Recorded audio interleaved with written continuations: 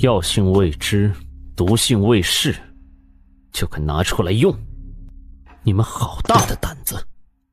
九殿下，属下有悖原则，对圣女教导不力，着实惭愧。所幸这定魂散使用不多，至今未有人中毒，还望九殿下网开一面。你百里一族为无冤无依唯一传承者，圣女又是大祭司的继承者，你二人坚守自盗，要本王包庇不成？此事当交由长老会发落。九殿下，你饶我这一回吧，我真错了，你饶我一回吧。老祭司最大的心愿便是让圣女继承她的衣钵，都是我这个当娘的教导不力。九殿下若真要罚就罚我，还望不看僧面看佛面，饶了圣女这一回。继承衣钵，老祭司倘若还活着，怕是早就后悔了。本王这里僧面佛面都没有。来人，把圣女带去长老会，今日之事如实以告。九殿下，莫非大祭司也想亲自去长老会走一趟？属下不敢。愿赌服输，你该开神殿大门去了。属下这就去。圣女被带走了，大祭司也走了，木商和秦婉言一道出门，唯有陈家父子两人还待着。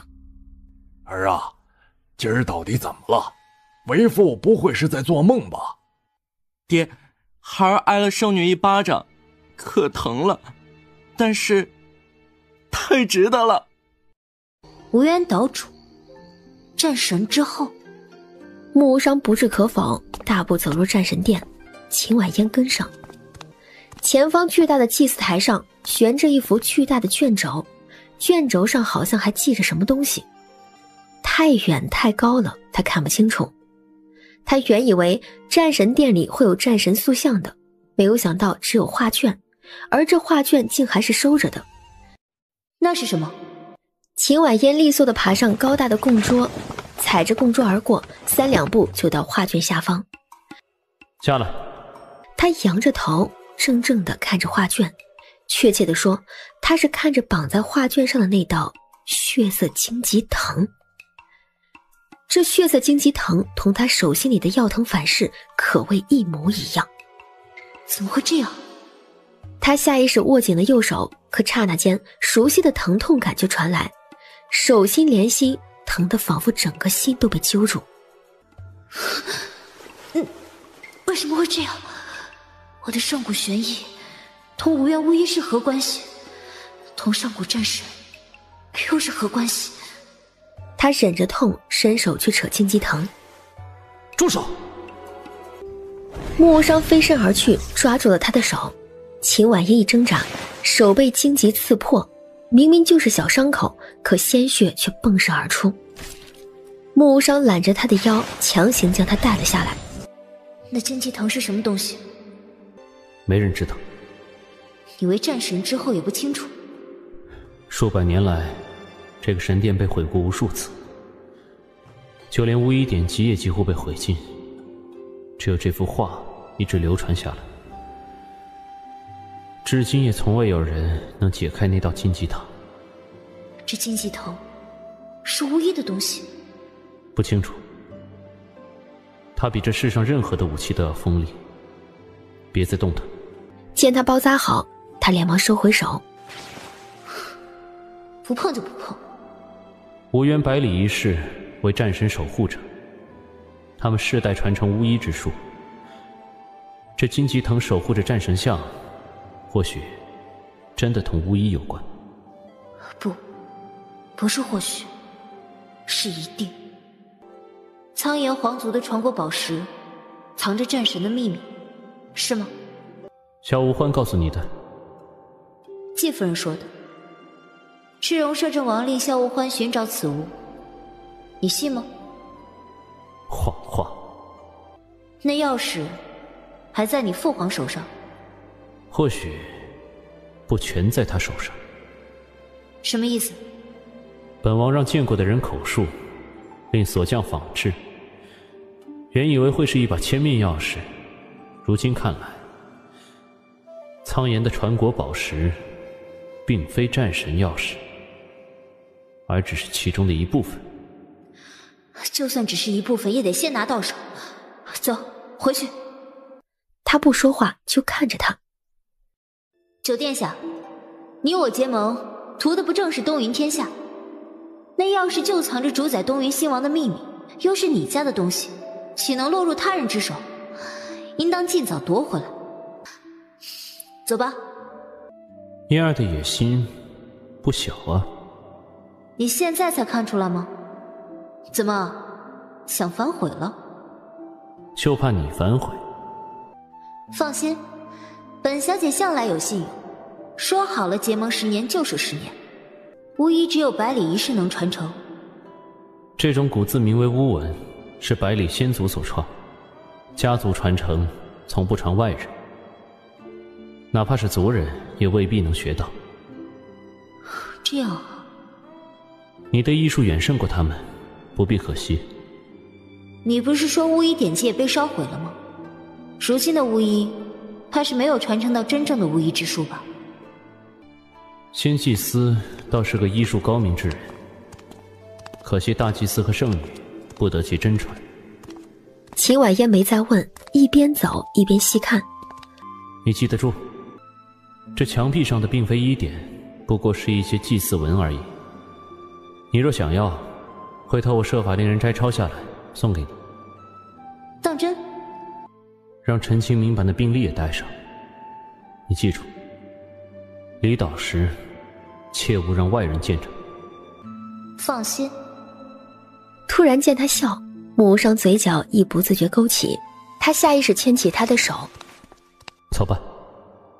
本小姐同你联盟并非联姻，我最后告诉你一次，你我的婚约不算数，离我远点。穆无伤一言不发，就盯着他看。这是无声的拒绝。没一会儿，他绕开他，径自往外走。秦婉嫣刚跟上，穆无伤就回头看来。秦婉嫣，你我天作之合，天生一对，天命所定，天地共建，是神的旨意。说罢，他才大步离开。穆无伤，你……然而他还是得跟上去，要不他都不知道住哪儿。海崖下波涛汹涌，海崖上立着一座巨大的石墓，同战神殿一样神秘古朴，肃穆庄严。穆无伤就站在一旁，远眺黎明前最汹涌的东海。许久，石墓门开启，大祭司捧着一个宝匣走了出来。九殿下，此物终究还是要交到您手上。九殿下寻得命定之人，属下替父亲道一声恭喜。穆无伤没说话，接过宝匣，看了一眼就收入袖中，转身就走。他带秦婉嫣来，一是为结盟，二便是为了这个宝匣。此物，守好巫医本分，本王自会保你百里氏无忧。倘若再逾矩，后果自负。是，属下遵命。不一会儿，仆人匆匆赶来。祭司大人，长老会以无德为由废了圣女，说是按九殿下的意思，3年内于百里氏中另择人选。看好念念，别让他胡来。祭司大人，圣女一出长老会就想不开，跃入东海。什么？属下已令水兵下海搜救，定保圣女安然无恙。他死不了。长老会可知晓此事？尚不知晓。令水兵全撤回来，快！此事若有第3人知晓，本司要你的命。他百里一族乃东海骄族之后，父亲属嫡系血统，他和念念都有入水化蛟的本事。快去！侍卫不敢多问，领命离开。穆无伤抵达港口的时候，秦婉嫣早就到了。穆无伤走近，递上一份折子。这是什么？接着。秦婉嫣拿来一看，才知道这是战神殿里那些古迹文。言而有信，不错。穆无伤欲言又止，多看了他一眼，才转身走入船舱。秦婉嫣看着穆无伤的背影，眼底不自觉浮出丝丝冷躁，却突然撞上上官灿逼到面前的脸。你作甚？哎，嫣姐，你终于被我吓着了。你干嘛呢？走神呢？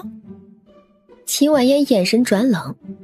陈清明的兵一共20人，我是想问你，这些人是带回苍岩，还是留江平城？古语说九殿下不回江平城了，到了近海换渔船回苍岩。全带回苍岩。穆无伤无暇理会秦婉嫣，他在船舱里以内功震碎了宝匣。只见宝匣里是一张古朴泛黄的东云大陆地图，地图上有8个标志，7个散布在东云大陆各地为神秘图腾，1个就在洛桑南部为战神墓。钥匙果然不止一把。九殿下，难不成这钥匙是开启战神墓的钥匙？穆无伤没回答，又看了一眼，合上了地图，竟给点燃了。不过片刻，所有秘密化成灰烬。大半天过去了，除了中午时分风浪骤大之外，一路风平浪静，连个小漩涡都没有见着，更别说是无渊深涧了。穆无伤从他身旁走过，丢下了一句话：别想了，是古时遗留的结界，在本王的船上你看不到，进舱歇着去，以后不懂就问。一日清晨，上官灿焦急来敲门。嫣姐，你快起来，你快到甲板上去看看，快点。秦婉嫣开门出来。又是看日出。古雨又一次从旁边冒出来，地上一撮烈火一样的红色羽毛。然而他还未说话，秦婉嫣就夺了羽毛，快步往甲板上跑。火舞的速度极快，几乎没有天敌，怎么会掉这么多毛？难不成是被人袭击了？秦婉嫣还未到甲板，就听到一阵怪叫，而赶到甲板，看到眼前一幕，惊了。甲板上一红一蓝2只鸟正在干架。过来！火舞飞冲上秦婉嫣，落在她手心上，而蓝鹰飞落在穆无伤手臂上。秦婉嫣从火舞爪子里掏出了一张纸条，穆无伤则从蓝鹰嘴里掏出一张纸条。尖尾雨燕，叫什么名字？火舞。它是什么东西？隼，名为兵哥，认识下，日后怕是经常要撞上。就这样，2只鸟站在船舷上，吱吱啾啾地讨论起人类的十指相扣的含义。此时此刻，搏斗场空荡荡的看台上，就只有秦婉嫣和穆伤2个人。原本只是低头打盹的秦婉嫣，此时此刻正靠在穆无伤肩上，睡得可香了。我们苍岩最冷酷残忍的九殿下，居然会为女人如此屈尊，如此体贴。太阳要打西边出来了吗？这秦婉嫣也太赶了吧！醒醒！他并没有醒，就挪了下来，却不慎滑落穆无伤的肩膀，整个人往他腿上倒去。穆无伤的身体分明更僵了。没一会儿，康治皇帝和11皇叔都进了，穆无伤又唤：嫣儿，醒醒！见康治皇帝和11皇叔的肩鱼停落，穆无伤眸中闪过冷躁，竟直接将秦婉嫣捞起来，横抱而起，转身一个借力，便踏空而上，飞掠向远处。众目睽睽之下，简直放肆，太放肆了！皇上，他们2人婚都定了，倒不如择日让他们完婚，省得又闹出上一回闺阁那事儿，败坏皇家的名声。横竖那丫头也只愿意跟九殿下闹腾，这桩婚事变不了。行了，行了，朕明白了。放我下来。穆无伤照做。还困吗？到本王营帐去睡。你怎么不叫醒我？叫了，你没醒。2回。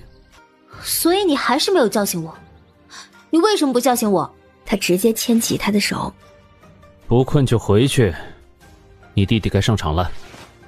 木商，你似乎是信命之人。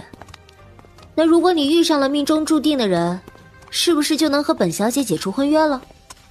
那如果本小姐遇上命中注定的人，你能不能行行好，放本小姐一马？你不是信命吗？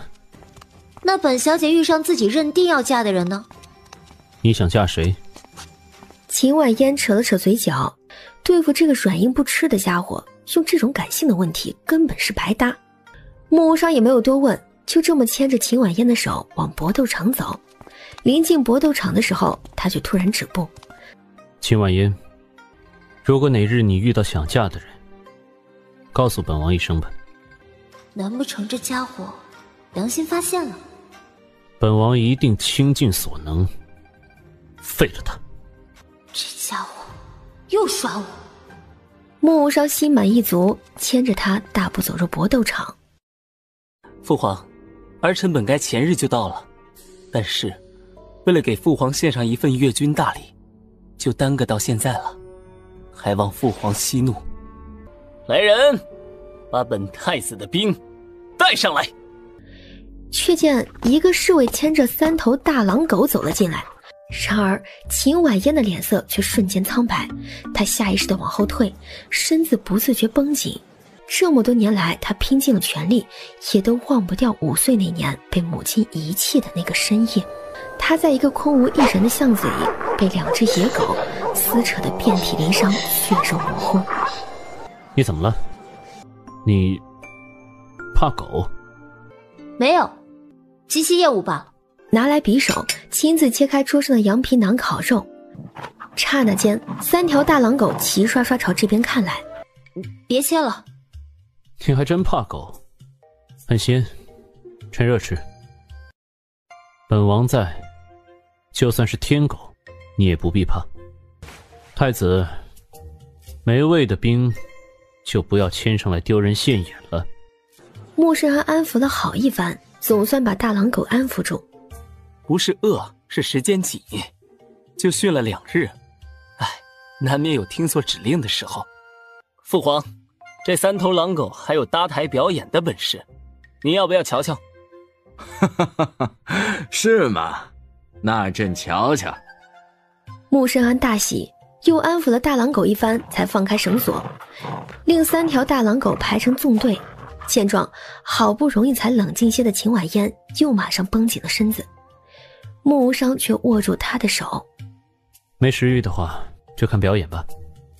听话，不用怕。无声无息弹出一道无形细微的锋刃，最前面正领命要跃起的狼狗突然嗷呜一声惨叫，掉头就往门外冲去，速度之快让穆世安不知所措，只能大叫：回来，回来！行了行了，统统带下去。哪知这话音一落，另外2条大狼狗像是受了什么刺激，突然起身横冲直撞起来，吠叫不止。来人，护驾，护驾！康治皇帝吓得顾不上颜面，躲到11皇叔背后去。突然混乱中，疯狂的大狼狗扑向了平西王，平西王直接抽出刀来砍去。住手！来人，把那条逃走的狗也给朕抓回来，宰了，宰了！父皇息怒，儿臣失误，儿臣亲自去找。不，儿臣亲自去宰。晚宴自是继续不下去了。康治皇帝一走，穆无伤就牵着秦婉嫣离开。不远处的萧无欢也看到了大营的躁乱，没一会儿，穆无伤和秦婉嫣突然出现在他的视线里，2人手牵手往这边走过来。他起身跃上更高的位置，藏身枝叶里不动了。一走入树林，世界仿佛真正安静了下来。怎么会怕成这样？怕就是怕，哪来那么多为什么？天生的。九殿下有怕的东西吗？没有。那不成了。天生恐惧这种事，你没法感同身受，不信也正常。本王知道了。知道我怕狗，还是知道我怕狗是天生的？你带我来这儿做甚？到本王营帐去吧。秦婉嫣只当他有事情，没多问，跟着他走。秦婉嫣和穆无伤走远了，萧无患才从一旁的树上落下来。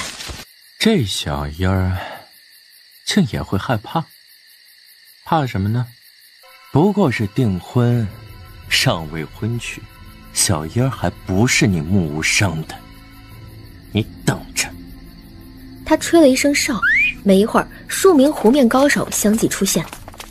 宫中有变，按本尊交代的，分头围堵，盯紧了，见暗号就行动。他在来之前就安排了人手直接潜入皇宫搜寻钥匙，却遭到了埋伏，全军覆没。今夜他倒是要看看康治皇帝在这荒郊野外如何防守。此时穆无伤收到了宫中的情报，他将情报递给了秦婉嫣。有人比本王先动手一步，你猜猜是谁？萧无欢。7名湖面高手遭了埋伏，还能逃掉4名，这回他是下本了。你搜到了什么？那把钥匙，父皇怕是随身携带了。秦婉嫣颇为惊喜，在猎场对康治皇帝动手，可比在皇宫里容易多了。别被他骗了，除了11皇书，要真正靠近他没那么容易。此事只可智取，不能硬来。你既是无渊战神之后，为何又是苍岩穆氏之子？莫非你的血统来自母系？无渊战神后裔，包括巫医百里氏后裔，当年多有移居在苍岩和洛桑，苍岩穆氏便是其中之一。这段历史为何如今已无人知晓？无渊岛神殿的秘密尚且没能全部保留下来，何况其他留下的大多是传说了。你穆氏皇族宗谱都没有记录吗？没有，若非战神血脉出现在我身上，我亦不会知晓。你的内功便是？他只点了头，没回答。竟也是巫医百里氏的后裔，只是关于战神和巫医的历史为什么会消失呢？战神殿里那卷从未开启的画像，那条锋芒如刀刃的荆棘藤，到底藏着什么秘密？告诉我，如何支取那把钥匙？如果是美人计的话，怕是来不及找人了。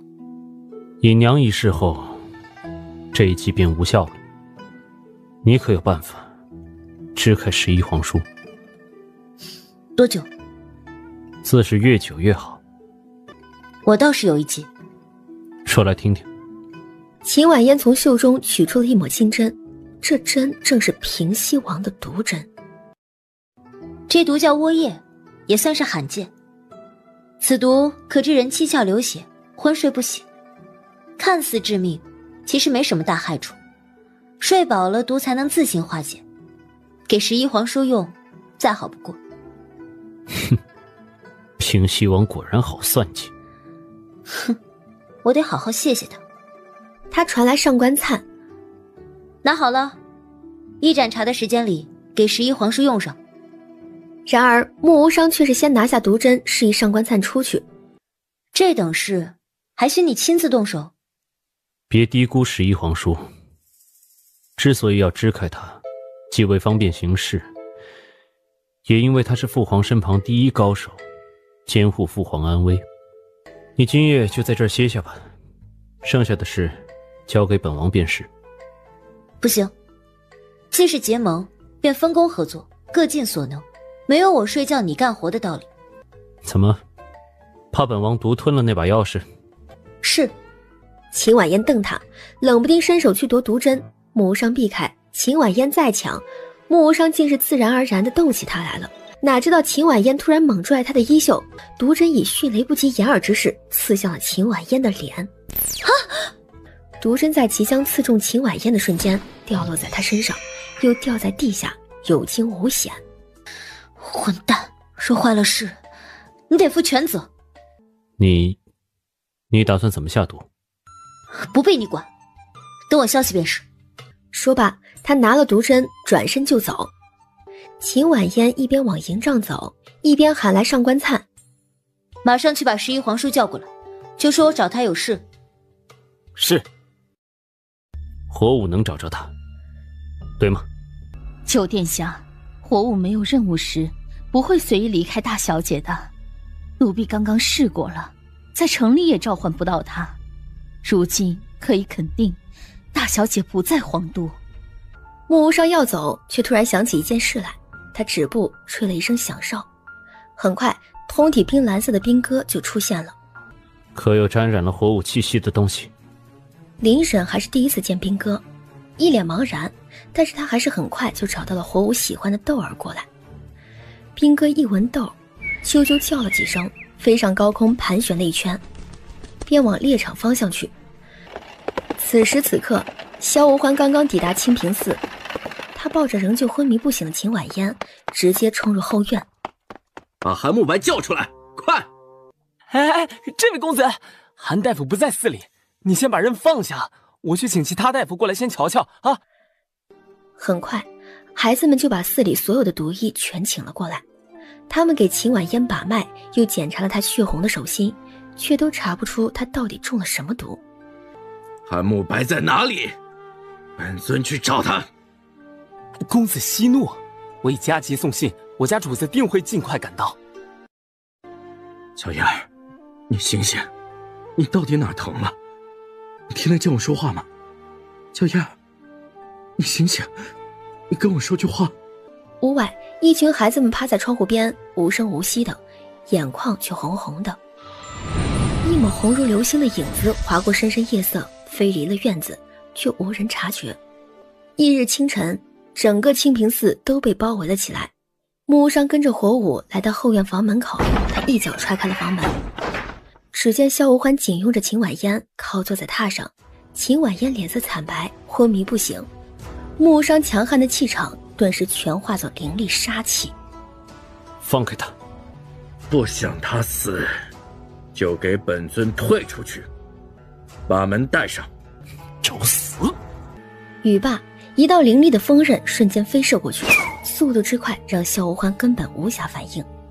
萧无欢拥在秦婉嫣身上的双手竟然瞬间被割出道道血口，迸出鲜血。而让萧无欢松手的并非手上的伤，而是出现在他侧颈的伤口，一样的鲜血飞溅，若非秦婉嫣挡着，怕是已中要害。萧无欢下意识捂住了脖子，木无伤趁机飞掠而来，抓住秦婉嫣的手。这瞬间他才发现他的手凉得可怕，也才发现他在颤抖。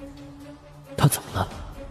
也就这瞬间的分神，萧无欢另一只手放开秦婉嫣，一掌击向木无伤的要害。木无伤没有躲，抱住倾倒而来的秦婉嫣，就这么硬生生挨了这一掌。他后退，同萧无欢拉开了距离。你对他做了什么？除了好好宠他、疼他，本尊还真是舍不得对他做别的。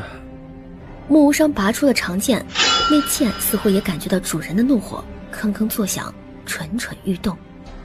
不对，这似乎不像是正常的内功。这样的能耐，还是都能跟招募官那老东西匹敌了。萧无欢是怎么办到的？木无伤正要出剑，腰上却传来疼痛，是秦婉嫣。痛，好痛！燕儿，你到底怎么了？他中毒了。本尊在帐营里发现时，还已近乎昏迷，至今一直疼痛着。韩慕白应该快来了。语罢，他才破窗而出。木无伤非常意外，他根本无心去追，连忙将秦婉嫣抱到榻上，克制了两日的情绪已然失控。燕儿，是我，你哪儿痛了？啊，燕儿，好痛，好痛！韩慕白，韩慕白何时能到？很快，韩慕白到了。九殿下，在下来迟了。一见秦婉嫣的脸色，他微惊，连忙坐下，拉来秦婉嫣的手。这是什么毒？为什么会让他一直痛？是手心里痛吗？到底怎么回事？毒是一种剧毒，九殿下稍安勿躁，在下这就去配制解药。韩慕白起身就走，脚步匆匆。他割破自己的手心，以自己的鲜血为药引制药。很快，他就端着汤药回到屋内。九殿下，快，药来了！他让秦婉嫣枕在臂弯里，安抚了一番，一勺药一勺药的喂。药喂完了，他却彻底昏迷了。放心吧，毒解了，无大碍了。他何时能醒？让他好好休息吧，休息够了自然会醒。他就坐在一旁守着，没有走的意思。韩慕白犹豫了片刻，安静地退了出去。也不知道过了多久，秦婉嫣睫毛轻轻颤了。燕儿，现在是什么时候？这是什么地方？他怎么救了我的手心？剑气疼，暴露了吗？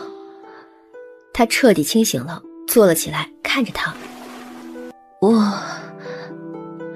哪知穆无伤却突然一把将他拥入怀里，紧紧地抱着。你做甚？你放开我！然而穆无伤却仿佛没有听到，拥得更紧了。放开我！放开！穆无伤不放，也不说话，只越抱越紧，固执至极。手还疼吗？他下意识握紧了手，越发戒备地看着他，不语。这里是清平寺，你的毒解了。我什么时候中毒了？到底怎么回事？萧无欢呢？这毒不是萧无欢下的。这是他唯一想不明白的事情。若非萧无欢下毒，他好端端的怎么会中毒呢？我也不清楚。韩大夫呢？我想见他。穆无伤令人来找韩慕白。韩慕白给秦婉嫣把了脉。秦大小姐，你中的乃是鬼藤噬心，毒从手心入，你一旦毒发，是否手心连心痛？是。这毒可不常见，你是怎么中毒的？记不清了。下一回可千万小心。下一回若再遇上这毒，请秦大小姐一定第一时间来找在下。天下怕是只有在下才有解这毒的药引。多谢韩公子。九殿下，秦大小姐尚需休养，在下已经令人将隔壁房间打扫了，你们多住几日再走，无妨。不必了，我没事了，待会就走。皇上还等着九殿下回去复命，不宜久留。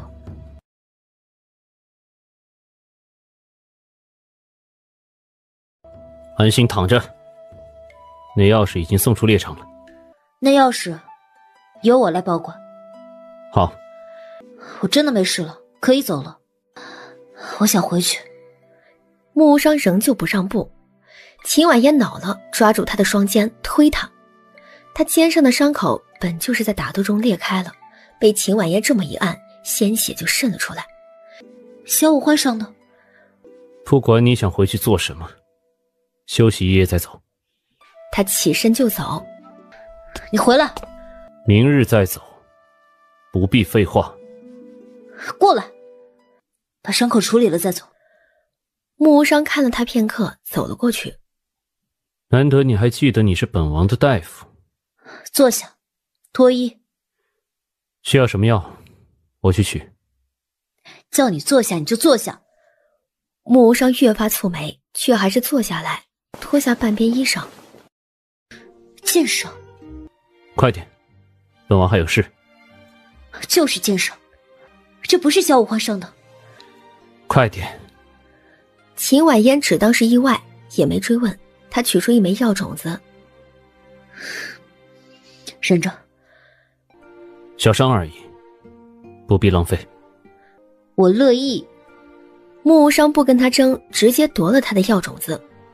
哪知道秦婉嫣另一只手却迅速将另一颗药种子弹入他的伤口，药藤一冒头就反转入血肉，疼痛加剧，却不过片刻，伤口就慢慢的愈合，消失，仿佛不曾出现过。痊愈。这不是为你伤，你也不必跟本王算得那么清楚。他记得很清楚，他第一次对他用药种子说过，他救他，他治他。两不相欠。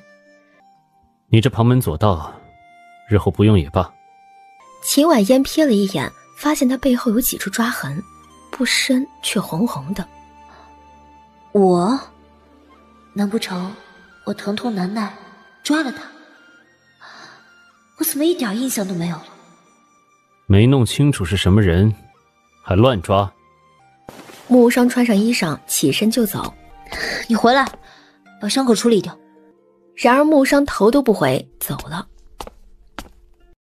失眠到天亮，才刚刚入睡的秦婉嫣和木无伤都被吵醒了，两人同时开门出来。进来。到了房内，秦婉嫣让木无伤坐下，替他贴上了药膏，拉起他的手来把脉。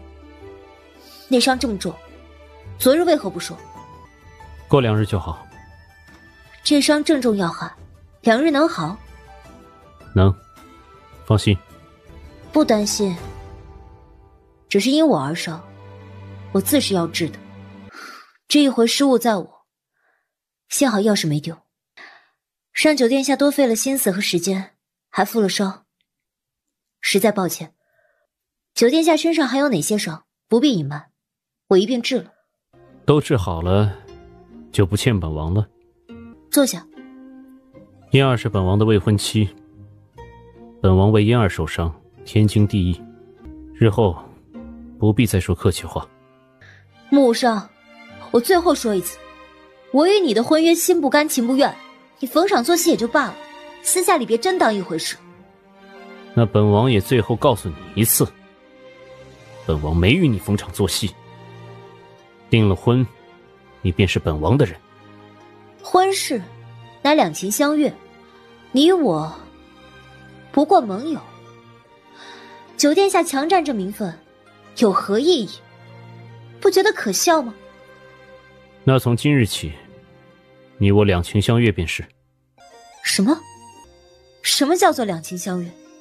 本王心悦于你，你亦心悦于本王，便是两情相悦。办得到吗？办不到。办不到就学。原来在九殿下看来，心悦这种事情是能学会的。没有什么事情是学不会的。秦婉嫣不可思议，木无伤欲言又止，转身离去。学？木伤，莫非你在学？你为什么要学？他同韩慕白告辞，出了寺院，就看到木无伤站在马车旁等着，一路无话。刚到秦家门口，康治皇帝就令人来传召木无伤入宫。本王会派人把钥匙送来，你保管好。秦婉嫣嗯了一声，加强防守，人手若不够的话，就说一声。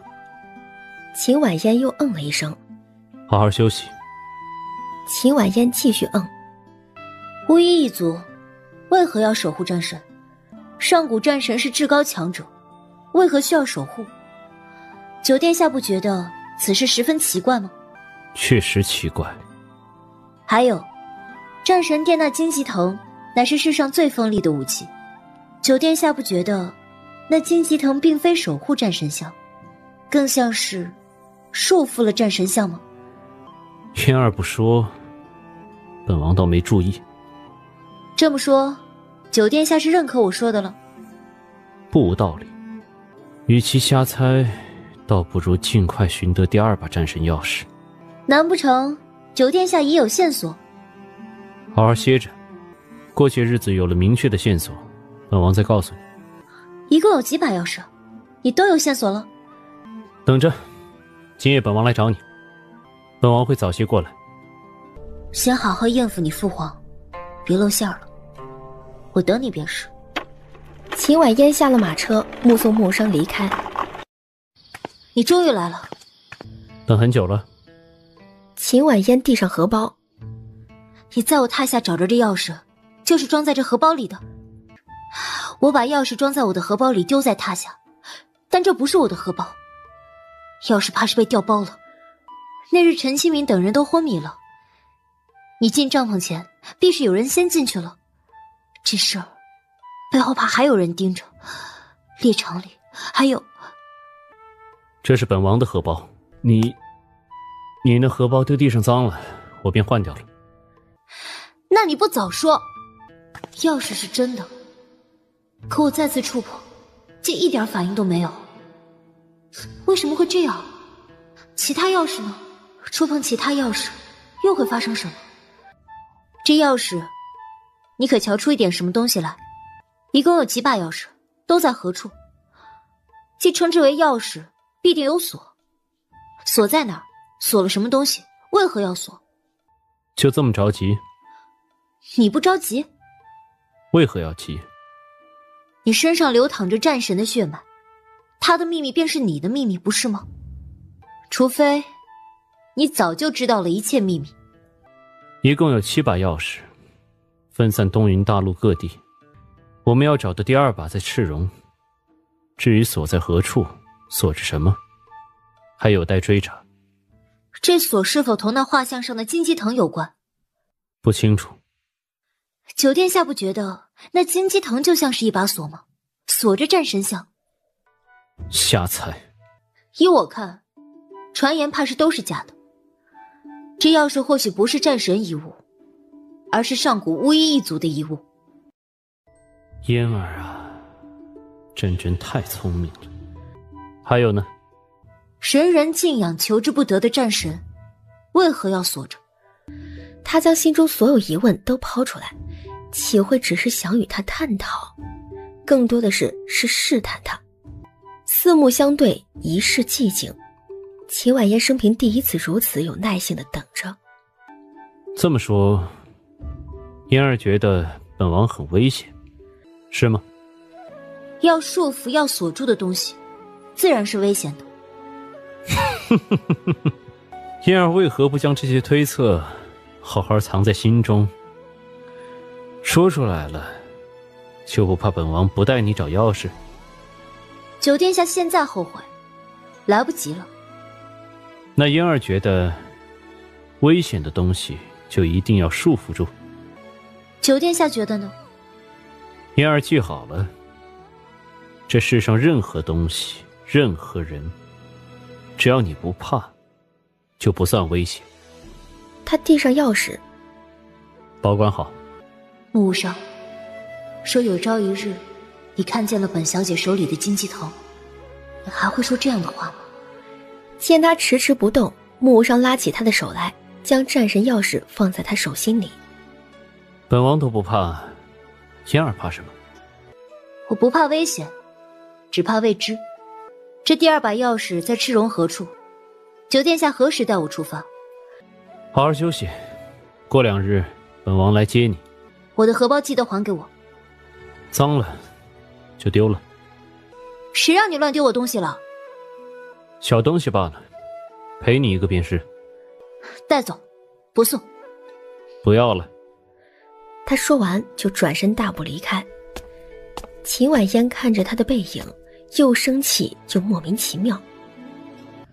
木上一走，林婶就进来了，拿去丢了。原来这是九殿下的呀，这九殿下也真是的，荷包是送心上人的，岂能乱丢乱放？秦婉嫣眸光越冷，夺来荷包亲自丢了出去。传来康治皇帝派木无伤紧急出使赤荣国的消息。燕姐，听说西陲边界出事了，平西王还被关着，皇上一收到军报就让九殿下出发，这会儿使臣团都快出城了。西陲出事，就能让他把我的事给忘了？嫣儿，生气了？看样子，本小姐这事儿，九殿下还记着呢。西陲能有什么事，让本王把嫣儿的事给忘了？既被指派为使臣，还着急离城，也不先差遣个人来禀告，白叫人误会。你不是诚心耍人是什么？恰好有点事，就想着处理妥当了再过来，没料给耽搁了。我信你个鬼！再大的事，也是嫣儿的事优先，日后别误会了。西陲出什么事了？平西王府闹腾的。赤荣国怕是察觉到平西兵府有变故，故意挑衅，跟平西兵府打了2场小仗，平西兵府都输了。故意的？就算不赢，也不至于输。如此看来，皇上既不想放平西王，又控制不住平西骑兵，所以就派你去赤荣认怂，求和解。放心，都处理妥了。妥了？使臣团这才刚出发，他竟然就把这棘手的事情处理妥了。他是控制住了平西兵符，还是牵制了赤荣呢？又或者，他还有别的法子？哼，藏得够深的。收拾收拾，等使臣团走了，咱们就出发，走南门。为什么走南门？那钥匙在赤荣南边，在何处？何人手上？本王在后门等你。什么态度？妍姐，咱打个赌。我赌，不管找第几把钥匙，九殿下都不会提前告诉你。哼哼，这不，九殿下有经验了。秦婉嫣越发莫名其妙，却也懒得废话浪费时间。她转身进去，只是刚到书房门口，她就止住了步子。突然想起上一回同行洛桑，穆无伤被他半途甩掉的事，他蹙了蹙眉，很快就一脸的嫌弃。气性真好。马车行驶出城门。那日你带人搜查主营，是在何处找出钥匙的？11皇叔身上。这么说，你们进去之前，11皇叔并没有被搜身。好好躺着。就当时的现场看，下毒的人应该是没有时间搜的。你父皇真是狡猾，把东西放在一个中毒昏迷的人身上，还是贴身藏着。若非搜得仔细，很可能真的错过了。这几日我令谷雨将父皇身边的人都排查了，没有其他嫌疑人了。那日，你手下哪个人给11皇叔搜身的？这家伙问这么仔细干什么？陈清明记得吗？你问这做甚？你且好好想想，我有话问搜身的人。陈清明搜了甚功夫，应该是其他人搜了。只是那批侍卫后来都被萧无欢杀了，你到底发现什么不对劲了？那日搜身，除了发现钥匙，可有发现11皇叔身上有什么异常？你确定他中毒了？那日是我亲自把的脉，他不仅中了买草毒，还中了迷魂香。有些毒的脉象倒是可以伪装，但是像买草这种毒的症状非常明显，是七窍流血，绝对伪装不了。那日有机会靠近主营且下毒的，没有其他人了。若是11皇叔下的毒，一切就说得通了。他既有症状，又有脉象，不可能是伪装的。除非他是个怪物。再者，说真是他的动机是什么？他跟在皇上身旁几十年，有的是机会下手，非要等到这一回？但愿是本王查漏了。圣王的脸是何时毁掉的？怎么毁的？还有，他为何不婚娶？一把年纪了，连个子嗣都没有留下。面对秦婉嫣一系列问题，穆无伤耐着性子将自己探知的秘密都告诉他。秦婉嫣这才知道，原来康治皇帝不仅仅讲究养生，更想长生不老，容貌永驻。11皇叔尽心尽力，甚至不惜毁容帮康治皇帝寻药试药，才得康治皇帝信任。他那张脸大致是25岁毁的，本就无心婚娶，毁了容貌更不再提及。25岁，试药毁容，他到底用了什么药，竟能毁成那样？皇叔自小就痴迷医药学，父皇让他寻药，他是求之不得。试药毁容于他，好似无关痛痒。如此说来，他就更没有作案动机了。这回出使赤荣，皇上没让他跟着了？跟父皇闹了矛盾，父皇差了其他人。皇上怎么招他了？那日醒来，见自己被扒了腰带，狼狈羞恼。父皇又训了他几句，就闹了。拜你所赐，扒了人腰带搜，也不给寄回去。当时我赶时间，让我给忘了。穆无伤带他到了一个他想都没有想过的地方——墨城。那第二把钥匙不是在赤荣国内吗？你带我来这儿做什？穆无伤这才告诉他真相。原来他尚且不确定第二把钥匙的具体位置，只知道在赤荣国南部一座名为洛的古城里，与一个神秘的图腾有关。难不成顾家有人了解那图腾？你想找顾希儿的父亲顾浩昌？秦婉言一想到顾希儿的死缠烂打就头疼。没有九殿下出面搞不定的，我就不去了。我在客栈等九殿下的好消息。本王出使赤荣，人人皆知，不方便在此处露面，还是嫣儿去请。本王且当个侍卫，随嫣儿左右。翌日，穆无伤一身护卫打扮，面戴假面，同秦婉言一起来到顾家大宅。秦婉言正要敲门，却有人推门而出，这人不是别人，正是顾希儿。秦大小姐，你怎么会在这里？那个侍卫救活了吗？我真的没想到会发生这种事，我不是故意害他性命的。放心，活得好好的。哦，万幸！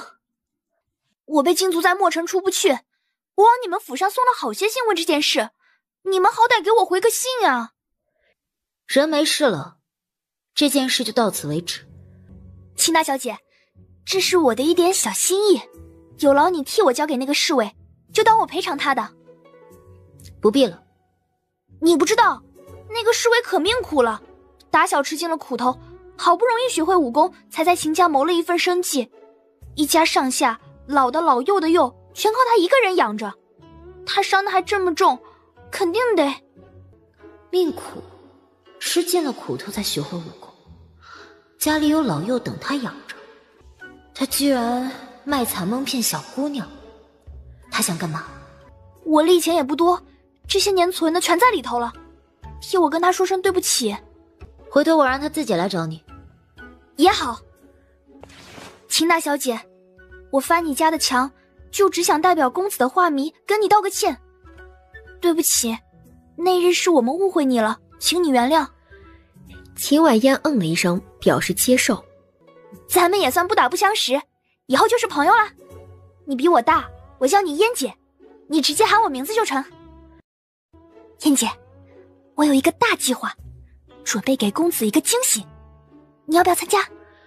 公子不是已经订婚了吗？这些日子我也想通了。秦婉嫣骤然蹙眉，能跟公子订婚的人，必是入了他的眼，入了他的心的人。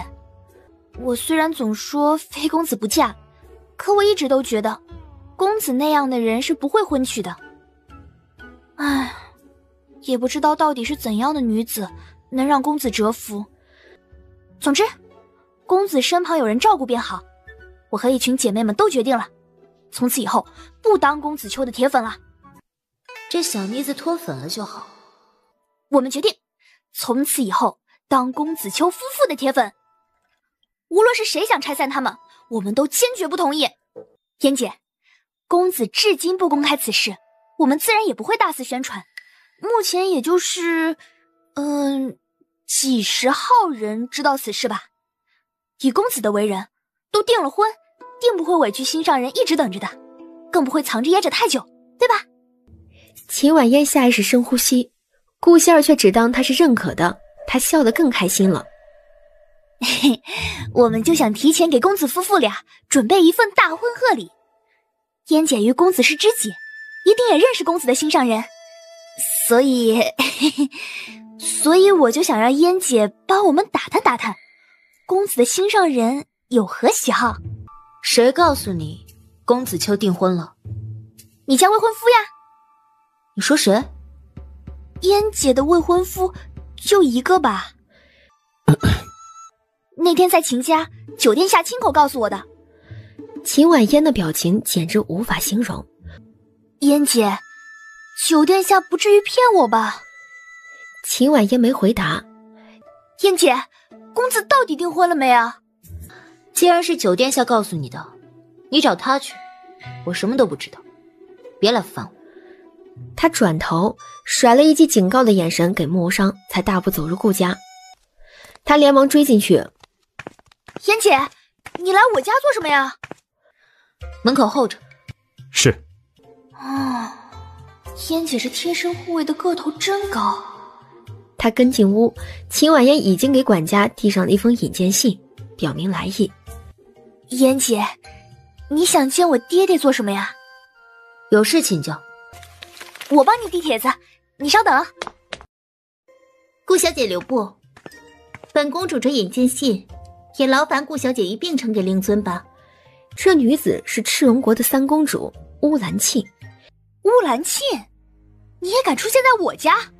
你给我滚出去！岳老先生引荐我来，我有个重要的学问，同令尊请教。你让我滚，你确定？你也配跟我爹谈学问？不怕贻笑大方？配不配不是你说了算。给本公主一道送过去吧。顾希儿随手拨开，哪知道乌兰沁竟故意松手，让引荐信掉在桌上的茶水里。顾希儿，你什么意思啊？你同我有恩怨，就冲着我来。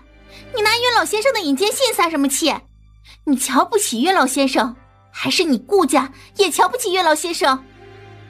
我没有。管家早将举荐信捡了起来，擦拭掉茶水，可还是毁了一脚。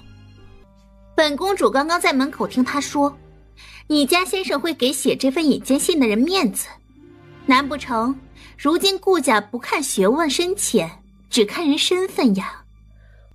乌兰沁，你是诚心来找茬的吧？能让顾小姐这般热心的亲自送信，想必这信是出自公子秋之手吧？是又怎样？怪不得这般区别对待了。公子秋的引荐信由顾小姐亲自送，岳老先生的引荐信却被打在地上。你们顾家就是嫌弃岳老先生输给了公子秋。你们顾家也不必装了，当时斗画场上，你们家老爷子是怎么安慰岳老先生来着的？哼，我这就去找岳老先生去，让他瞧瞧你们顾家虚伪的嘴脸，也让世人看清楚你们的伪善。乌兰沁，你这般挑拨没意思，有种冲着我来，想怎样明说。去，给本公主一道送过去。顾希儿握紧了拳头，却还是妥协了。她一步一步走过去。顾希儿，你站住。妍姐，你别管，这是公子的黑粉，这2年没少找过我茬。等这事儿过去了，我再收拾他。等不了。你想做甚？用你的狗眼看清楚，这是不是公子秋的举荐信？清明为天，这是清明阁的标志。清明阁，你是什么人？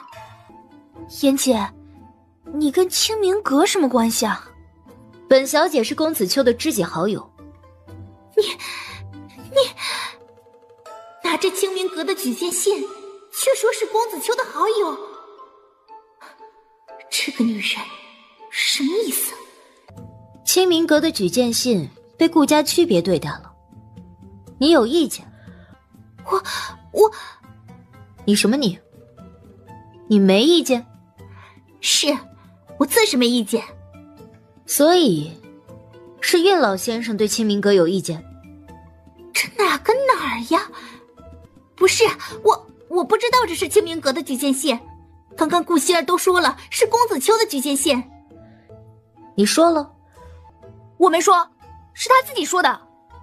我问你这是不是公子秋的举荐信？你问我是又怎样？在场这么多人都听着，你想说谎不成？我问你是又怎样，我又没说一定是。你狡辩！乌兰沁，你才是狡辩！我从来没有提过公子秋，全都是你自己提的。你经常抹黑公子秋，吹捧岳老先生，画坛里的人都知道。你胡说八道，我没有。你今日拿着岳老先生的举荐信，平白无故又扯上公子秋，一是挑拨公子秋和岳老先生的关系，二是挑拨我顾家和韵家的关系。你安的什么居心？是，你没说那是公子秋的举荐信，是我误会了，成不？成不？顾希儿又下意识朝秦婉嫣看去。成，你道歉。对，必须道歉，否则你今日休想离开。哼，对不起，现在可以。然而他的话都还未说完，秦婉嫣就夺下了那举荐信。你还想干什么？还给我！道歉，要有道歉的样子。你不要得寸进尺。这件事你对不起的人多了，你一句看着地板说的对不起，跟谁说的？把举荐信还给本公主。不好好道歉，这举荐信你就别想要。乌兰沁伸手来抢，秦婉嫣后退，眸中挑衅越甚。乌兰沁随即一巴掌打来，燕姐小心！顾仙儿正要阻拦，乌兰沁的手却突然扬开，仿佛被什么力量给震开一样。你们，顾家向来以和为贵，重礼数，辩道理。三公主若是觉得自己没道理，不想动口想动手了，咱们到外头去较个高低。我误会了顾希儿，自是对她道歉。顾希儿，你收到她的道歉没？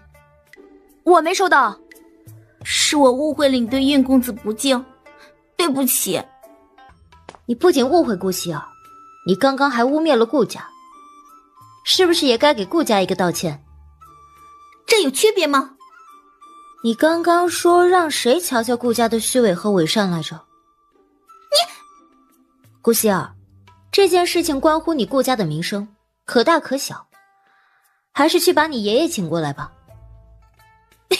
好嘞。等等，我这不是误会了，一时口快吗？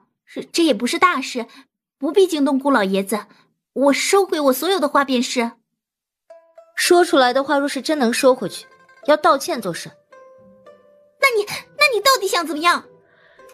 误会了顾家，自然是要跟顾家人道歉。对不起，我不该误会你顾家的作风。同一时间，居然收到2次乌兰沁的道歉，啊，舒坦！就因为公子秋的举荐信能闹出这么大的误会，你对公子秋很不满吗？公子秋招你惹你了吗？有吗？是他一直在惹是生非，一笔一笔我全都记着呢。那就一笔一笔说来听听。燕姐，你稍等，我去拿账本。是，我对公子秋不满，我极其讨厌他，就是瞧不上他的话，与你们何干？有本事你们把公子秋找来，或者你们去找他告状。一个江郎才尽的小画师，本公主还会真怕他？有本事你找公子秋要举荐信去。说罢，他就将乌兰沁那封举荐信狠狠丢向门外。木商抬手轻易接住。你敢？本小姐怕你区区一个赤荣公主。你把东西还给我，亏欠公子秋的，我自会找他跟他道歉。你找得到吗？那你到底想怎样？你说。你既是头号花粉，就待公子秋接受他的道歉吧。我，公子既已归隐，便已淡泊名利，也不会在乎理会这些宵小之辈。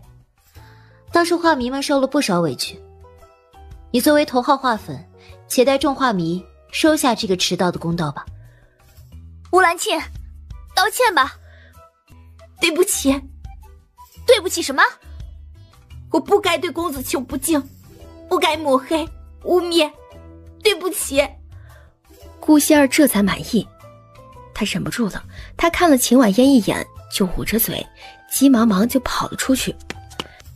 这小妮子必定是去哭了。把举荐信还给我！秦婉嫣朝门外看去，而门外的穆无伤早就趁着屋内人不注意看了举荐信。他大步走进来，将举荐信丢在桌上，朝秦婉嫣使了个眼色，才退到秦婉嫣身后。你们管家呢？这时候管家来了。劳烦把这举荐信送给你们家先生。三公主稍等，我家先生要先见秦大小姐。秦大小姐，久等了，我家先生设了茶宴，请。顾先生，多有打扰。顾浩昌将举荐信打开放在桌上。秦大小姐，这图腾可不一般，你是打哪得来的？偶然得到的，觉得神秘，想探究清楚。天文先生对上古图腾颇有钻研，便来请教。你还真来对了，这是巫的东西，老夫琢磨它好几年了。这图腾明明指向战神钥匙，竟是巫的东西。巫？对，巫族，也称巫医。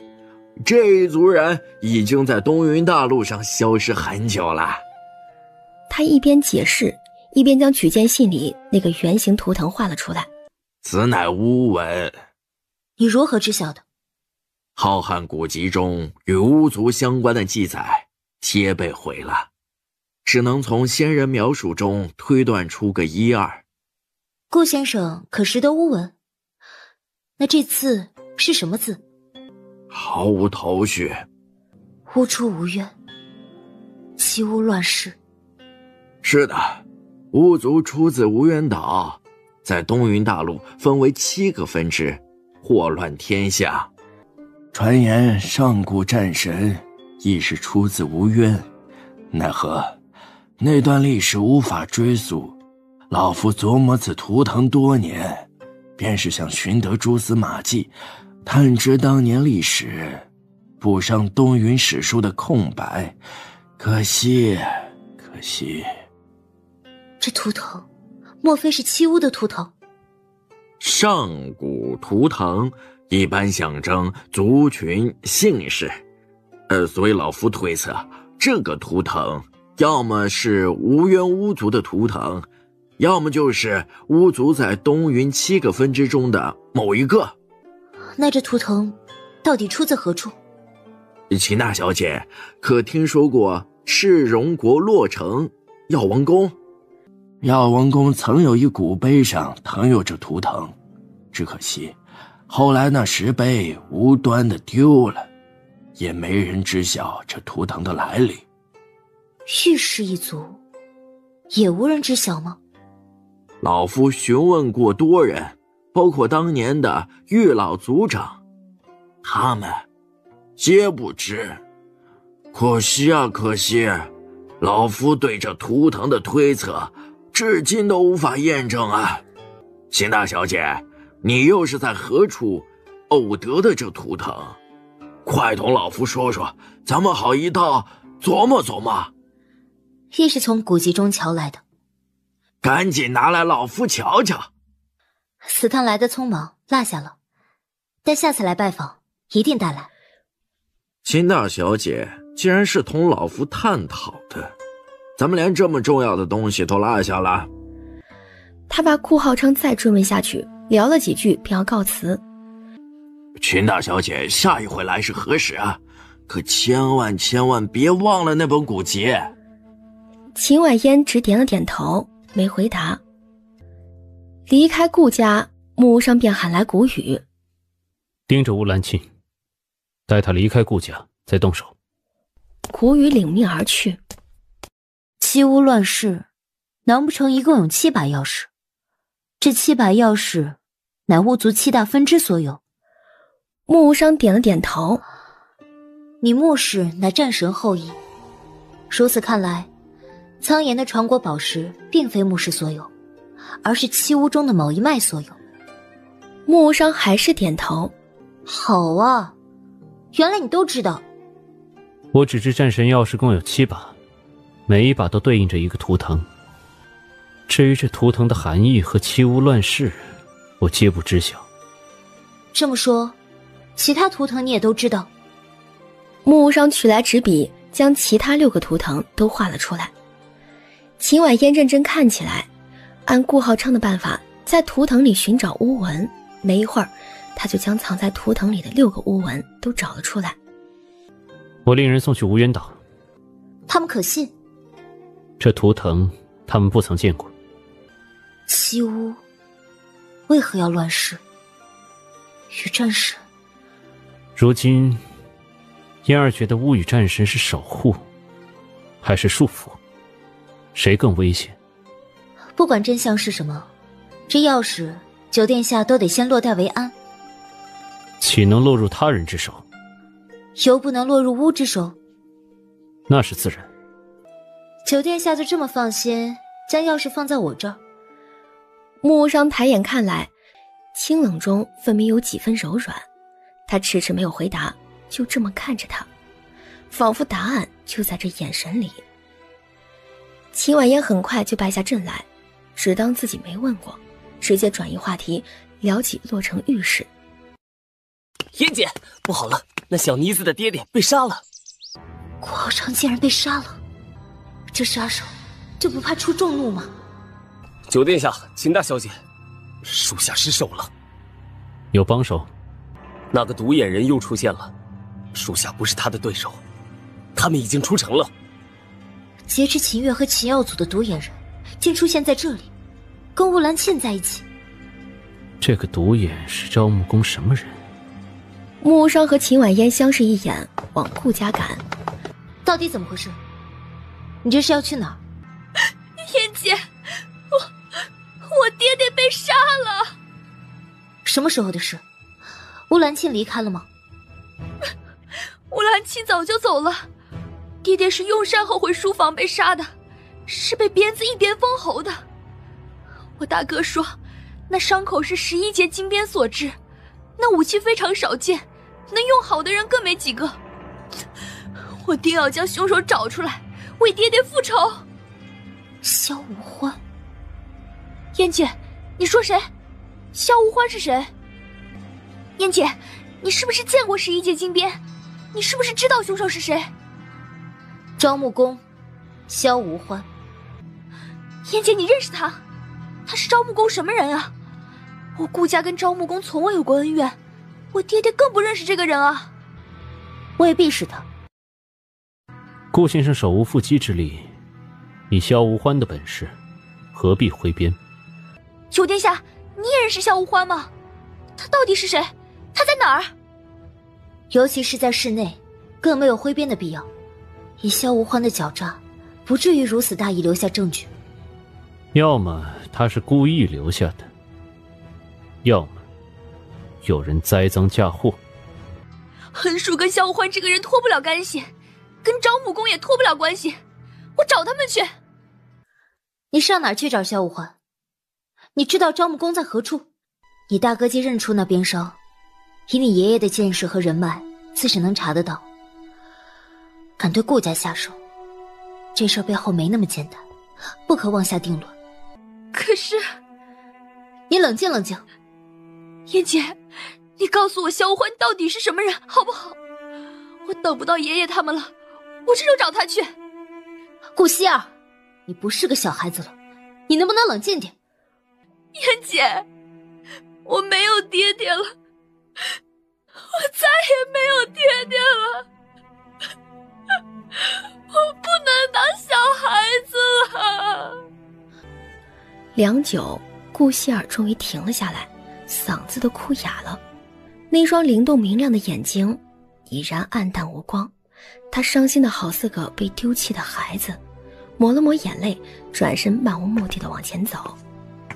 秦婉嫣追上顾希尔，你说的也没错，这件事就算不是萧无欢干的，横竖也跟他脱不了干系。你想见他，就跟我走一趟。嫣姐，你愿意带我去见萧无欢？走，去洛城，那儿有招木宫想要的东西，他会去的。跟我走就得听我的，添乱的话就滚。嫣姐，我全听你的。当日秦婉嫣一行人就离开墨城，直奔赤荣洛城。10几日一晃而过，秦婉嫣和穆无伤在夜里抵达洛城，距离3月7的祭典还有3日。秦婉嫣和穆无伤自然不会等到3月7，今夜就打算去探个路。穆无伤多看了他一眼，递上了一个锦盒。这是中州唐门的噬魂莲，上个月才造出来，此针威力极大，一旦射入皮肉，便如莲绽开，痛入噬魂。穆无伤小心翼翼替他绑上了噬魂莲。发射的方式有3种，这个位置轻暗，一下1针，你试试。秦婉嫣转身朝前方一张椅子射了一针，射出的金针威力之大，惊了椅子四分五裂。他转过身，哪知木无伤突然靠近，直接撞进了他的怀里。他要退开，木无伤却按住他的肩膀，让他转过身，拉着他的手继续教他。另一种发射的方式是甩动，触发里头的机关。他拉着他的手轻轻一扬，一枚金针便飞出，击在桌上茶杯上，将那茶杯击得粉碎。靠得这么近，秦婉嫣分明不自在，木无伤却自然而然扣住他的五指，微微运功，再次触发嗜血莲的机关，接连将桌上所有茶杯击得粉碎。以内功起之，威力最大。待嫣儿武功恢复了，便能用上。为何武功尽失？被人废的是谁？秦婉嫣避而不答。唐门暗器乃无价之宝，且当我跟九殿下借用，待我恢复武功，便还你。嫣儿，一定要同本王算得这么清楚吗？亲兄弟尚且明算账，何况盟友？嫣儿是……时候不早了，该出发了。看样子，咱们今夜不会白来了。极有可能就是他们。先找钥匙，再帮顾希儿算账。前方的人走远了，他们才小心跟上。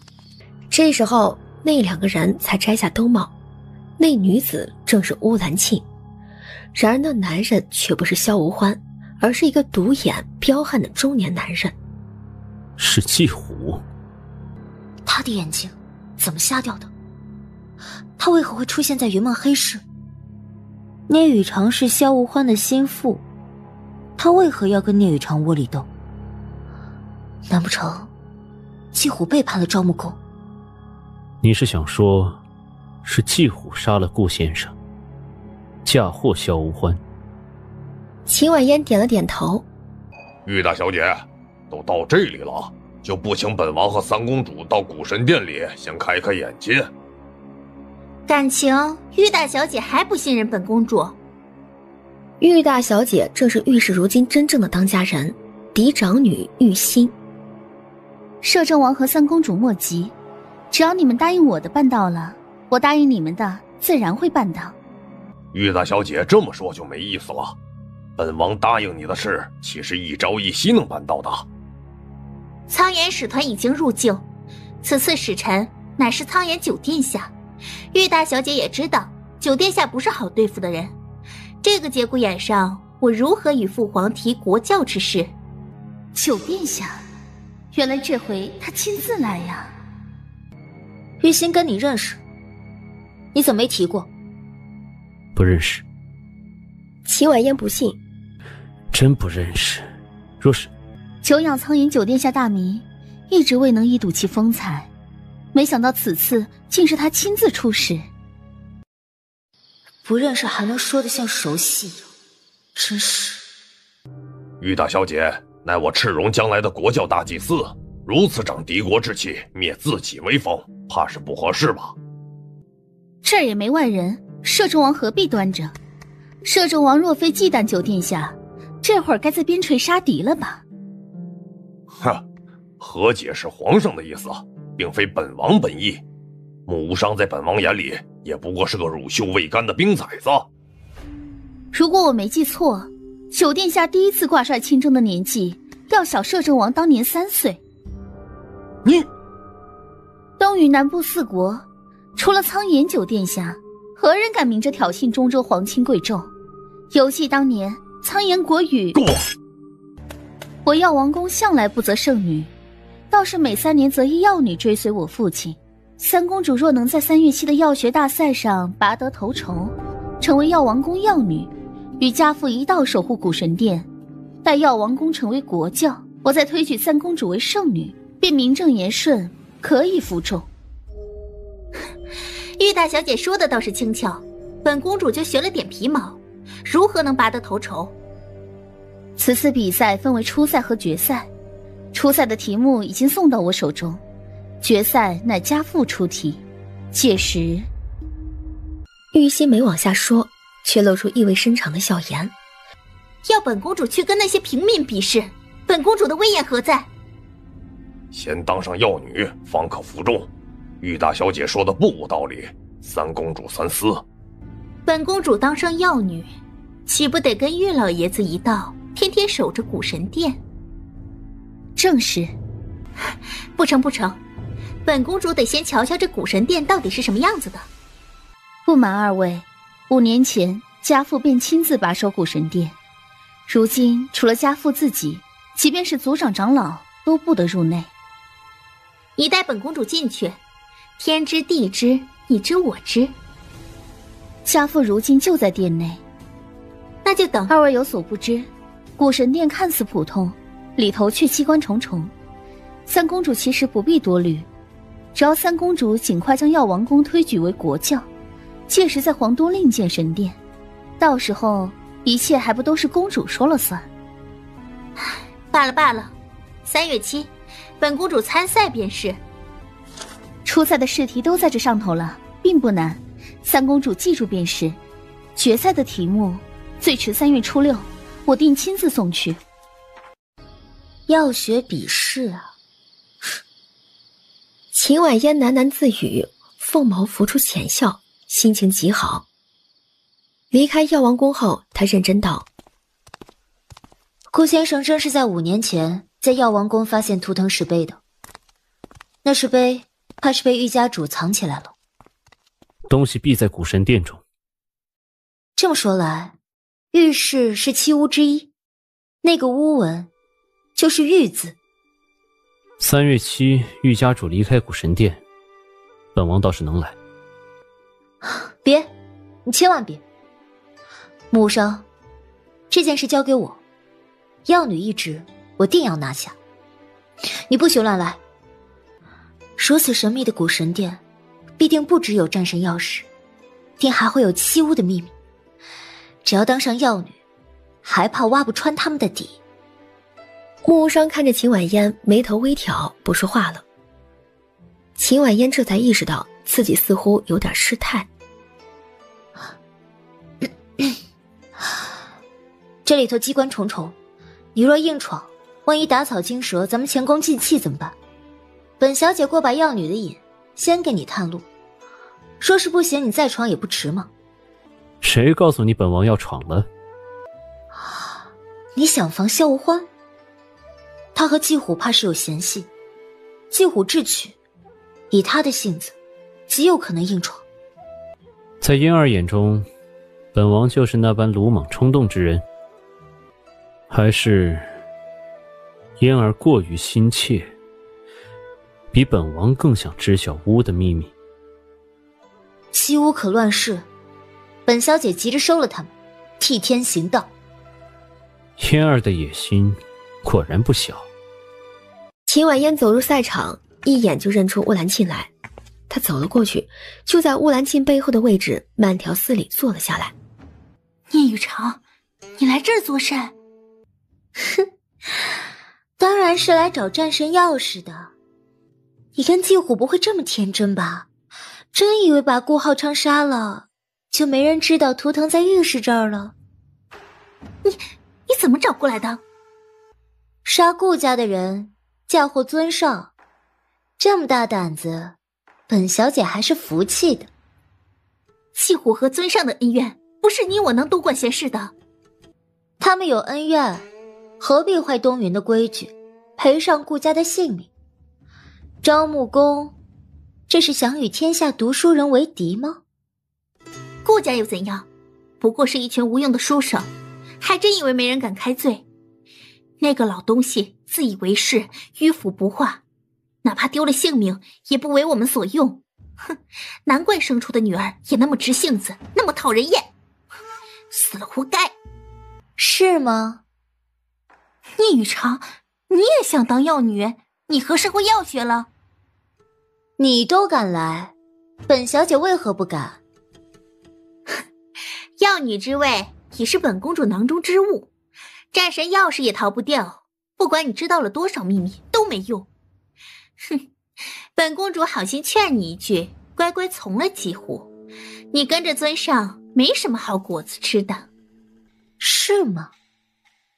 这时候，玉大小姐同浴室几位长老从药王宫里走了出来，全场安静下来。乌兰庆甩下一个轻蔑的眼神，才转过身去。寂静中，玉大小姐亲自宣布比试规则：初赛是比试，一共10道题，限时1炷香的时间。寂静中，1炷香即将燃尽。此次初赛一共有189人参加，只有2人10题全对。此次初赛排名第一的是聂雨长。聂姑娘这份卷子答得极好，之所以把她列为第一，主要是……那本公主的呢？你方才递上来的卷子没有署名，你是？玉大小姐，本公主答的，难不成有错吗？三公主稍安勿躁。本公主匿名来参加比赛，为的就是一个公平公正，你们不必多礼。你们只需告诉本公主，本公主的答案是不是全对的？三公主这卷子答得极好，全都答对了，近乎标准答案。三公主对药理的分析，对药效的判断，同我御史药学如出一辙。三公主，是不是私下学了我御史药学？算是学了吧。三公主不仅是学了，还是用心钻研了吧？没钻研个几年，绝对答不出这种水平的。我既然都答对了，为何不是第一？我同聂雨长可是同时交卷的。三公主瞧瞧，三公主答到的要点，这位聂姑娘全都答到了。可是她言简意赅，毫无赘言，句句都中要点，句句都是精华。我等一番讨论，才决定要将她列为第一。三公主若这么想要第一，那我这第一的位置就让给三公主便是。还请三公主不要责怪玉大小姐还有几位长老，他们也是凭着公正公平的原则，不偏不倚，实事求是罢了。本公主不是这个意思。那你是什么意思？本公主匿名来参赛，就是为了避免御史偏袒。原来在三公主眼中，御史在药女遴选这件大事上会偏袒皇族。我不是这个意思。那你又是什么意思啊？聂姑娘言重了，三公主方才没看到聂姑娘的答卷，难免误会。但凡药王宫的事务，我御史绝对公正，聂姑娘不必小题大做。那初赛第一，本小姐就当仁不让了。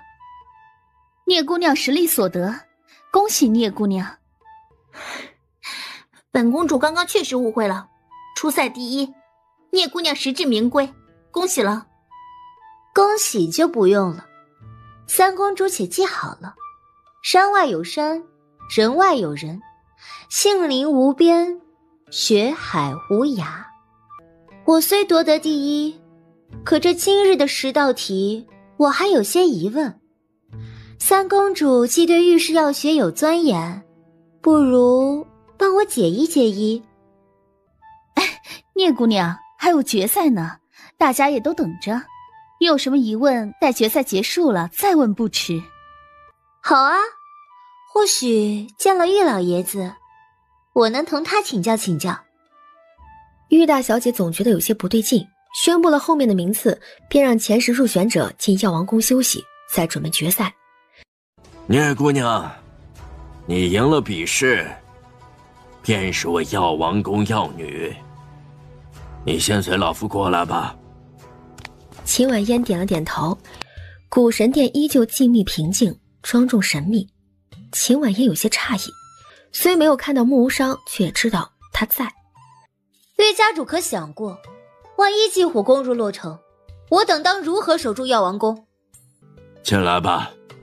大门关上了，穆无伤的视线却还死死盯在大门上。九殿下，围城的确实是祭虎的兵，但是没瞧见祭虎。本王等着他硬闯，没想到是这么个闯法。九殿下的意思是，萧无欢？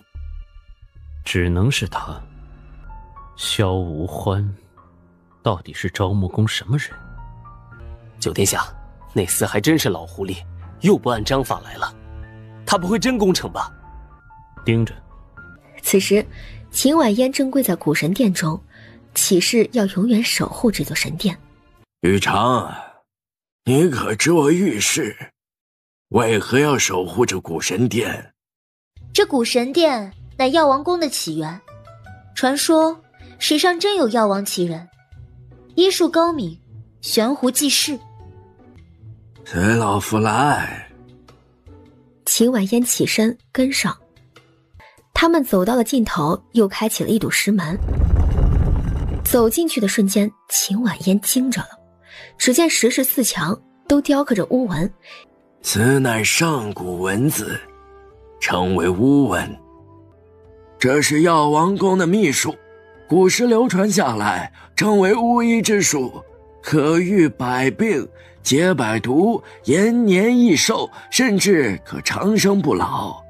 只可惜年代久远，这巫文无人能懂。玉老爷子取来一本古籍，递给秦婉嫣。玉氏经数代人努力，只能参透巫文一二。药王宫3年择一药女，也是希望你们能助我玉氏早日破解巫医之术。